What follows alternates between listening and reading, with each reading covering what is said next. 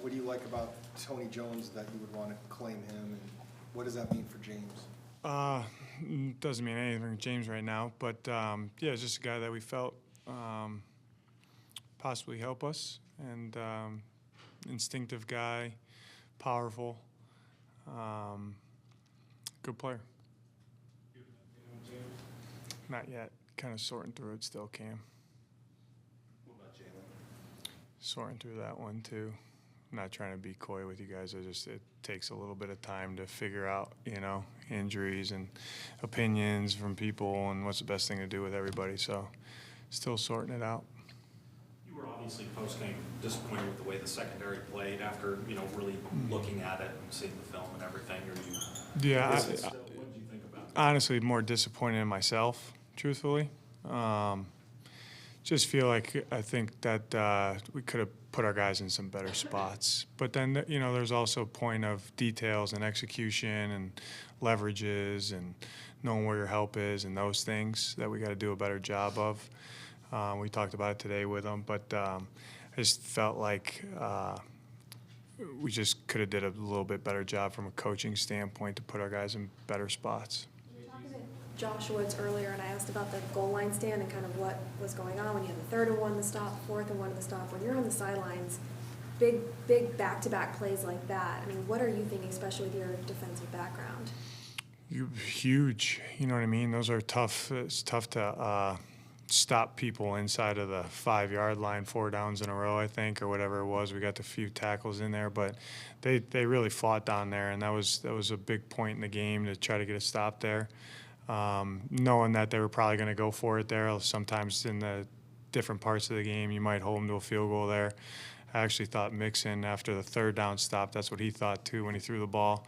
But yeah, it was a good job by the defense, honestly, well executed. We tackled well down there, a couple good tackles in there, and it was good to keep points off the board there. JJ, how tough is it being down your top 2 safeties and trying to contain, start playing like Jamar Chase back there? Life in the NFL. Figure it out. They say you learn a lot about players and people during tough times. Josh Dobbs obviously didn't have his best game, but he didn't pout, sat there, answered every question. His body language was great. What does that say about him? Yeah, I mean, he's a pro's pro, and he's smart, and he's accountable, and he wants to win, and he wants to be out there and affect the game in a positive way, which I think all of our guys do, And, he's a good teammate to have because that's what you want out of your teammates, you know what I mean? So he was awesome in there today, and look forward to getting back on the grass and going to work. How valuable is that when you're trying to... Huge. You need everybody to do that. You know what I mean? And because they look to him, the quarterback position obviously is what it is. And, he holds his head high and holds himself to a high standard. And like I said, he's accountable and ready to get back to work. You talked about last week, Dobbs did, about, missing so much time because he was such a late addition that the chemistry and connection with some guys, it's going to take a while, but they've got a lot back, but it hasn't been there with him and Zach Ertz for whatever reason. Are you concerned about that, and where do you see that developing? No, I think, just being on the practice field and playing in games and knowing where people are going to be and the timing and rhythm of it, I think, not just with 1 or 2 guys, I think it's everybody, all 11, we all got to be on the same page, do the right thing. In the passing game, got to protect, got to be in the right spot, got to make the right reads, got to take what the defense gives you, know what we're trying to get out of each play. Long-winded answer right there, Bob, but no, I'm not concerned about it. JT, how special was it for Zach to get back in the end zone? Yeah, it was awesome. It was a big-time play. Got us kind of jump-started there. I think we took the lead with that one, right? And he's a good player, man. Only 2 penalties, significantly fewer than every other game. Was there any sort of different emphasis throughout the week on that? Just the education of our players, honestly. Things that we've been getting called for, we want to try to clean up. But, penalties, you guys know how I am. They kind of come and they go, just kind of like takeaways. You don't, bang plays. We educate our guys on the refs and what they like to call and the volume that they call them with. But each game's kind of a separate entity. But I think the improvements that we got to keep making as we move forward is to play penalty-free when we can, and especially, I call certain ones bang bang. They go either way. There are certain penalties though that you can't have, and I call those non-negotiables. And we've done a good job with the non-negotiables. So since week 1. So that's something that has to stay consistent. You can't plug one hole and then another hole opens up. So got to keep doing a good job with that. Falls on the coaches first. What's the biggest positive you can take out of yesterday's game? I mean, we're in the game. You had a chance to win the game, in my opinion. And they made a couple more plays than we did, but our guys fight. And we're competitive right now, and every game we're playing, we got to start winning some games. And so we talked about that. How do we do that? So we laid out a blueprint for them and go back to work this week. How nice was it to see Cardinals take advantage of his opportunity? Yeah, he was ready. He's been playing a little bit on third down, and, depending on what happens with the backs here, his role might tick up a little bit, but he's ready to step in there and play football. I kind of gave him a little chat on the sideline, and he was good to go, man. So that was impressive to see, honestly. How do you assess what Keytrell Clark's progress is going right now? Yeah, I mean, we just got to practice every day and keep improving the things that he needs to improve, and he'll be a player for us for a long time. Josh Woods said that Nick in the meeting room today compared the defense to a flower, but it's got to be, and before it becomes beautiful, it's in the roots. What does the defensive foundation look like to you? We stop the run pretty good in a light box. We tackle well. Our violence is there. Our motor is there. We got to clean up some things, all 3 levels. Some things hurt us in games, some things don't. But if we don't clean them up, they will hurt us. But that's honestly the foundation of how we're playing defenses. Is we play hard, we tackle pretty well, we're violent. Our effort's there, which is playing hard. We just got to clean up a few things. You also talked about how exciting it is to be able to play out of these multiple sets. Where defense, you're not worried about what the offense is, but you guys, the way you and Nick have set things up with multiple players being adaptable and moving around, it's been fun to watch offenses go, what's going on. You talk about the importance and how positive that is? Yeah, I think it's huge. You don't want to have a scheme that doesn't match up week to week and know that you're at a disadvantage before the ball is snapped. So, and it's really a credit to our players because we put a lot on them mentally. We really do. And they take the coaching of it. They understand the why behind it. That's why we got guys that are versatile and some different roles they do in games, from series to series, from play to play, and we put a lot on their plate, and they've done a good job with it. Where we have to improve now with that is the detail, and it starts with coaching first. Is the details and the execution of those calls, and we just got to be a little more sound and on point throughout the week and on game day. To not let some plays happen. When you talk about cleaning up things, detail and all that, is there something you can put your finger on in terms of what in the losses, what happens in the fourth quarter?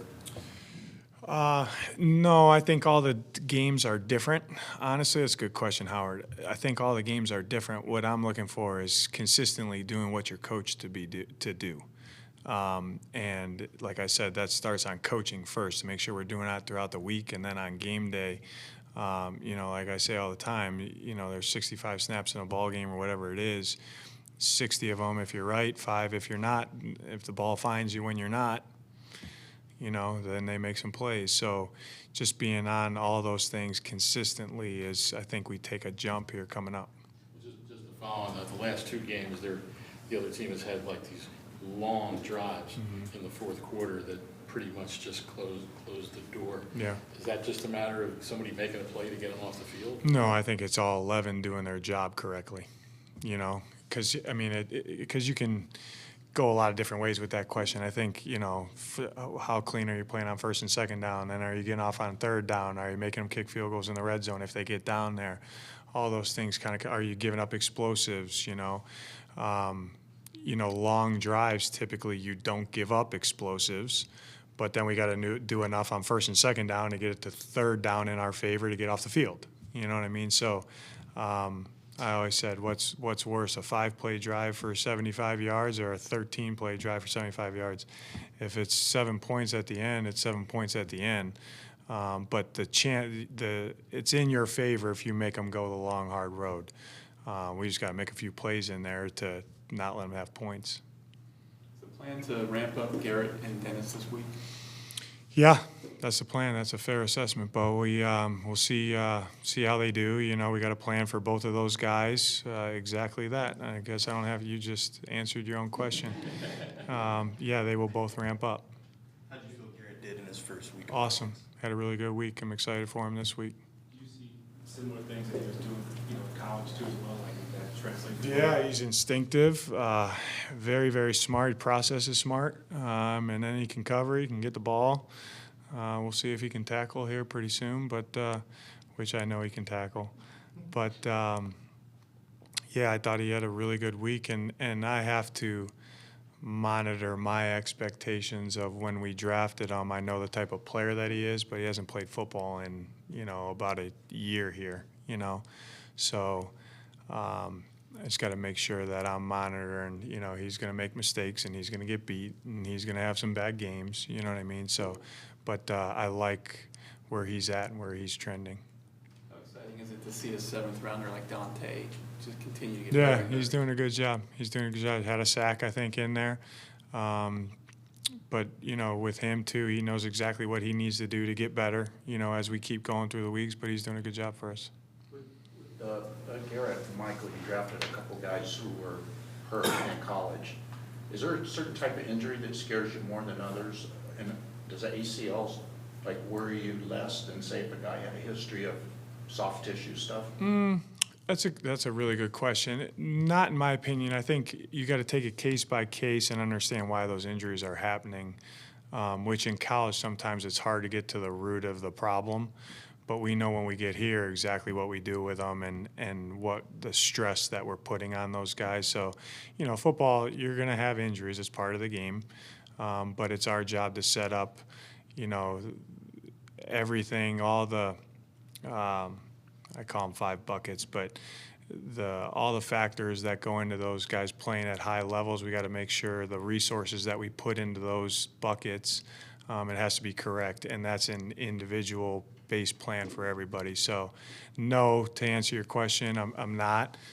Just got to be aware of how when they get here, how we're kind of going about our week and about our days and what we're doing for those guys. What's your thought on Michael really not having targets until really late? Yeah, I think that's just a little bit how the game went. I mean, his number was called a couple times. Coverage dictated that the ball went somewhere else. So that happens, but he was positive, and he'll continue to get his touches. JT, any update on Kyler? When do you guys think you'll have serious conversations about him returning back? We have serious conversations every day, Cam. So when he's ready to go, he'll go. Has Garrett graduated to just strictly the football bucket, or is he still in the health bucket? He'll be in the health bucket for as long as he's here.